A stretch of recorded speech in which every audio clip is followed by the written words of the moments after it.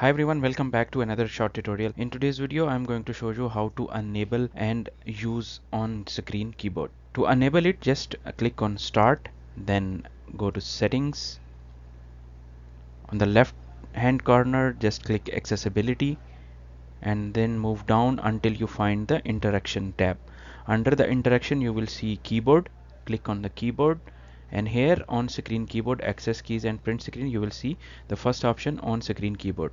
You have two options to enable it. Either just click here and it will pop up, or you can press Windows Control and O. So this way you can enable the on-screen keyboard. So the best benefit of on-screen keyboard is if your computer is locked and you don't have a keyboard, simply you can click on this main icon.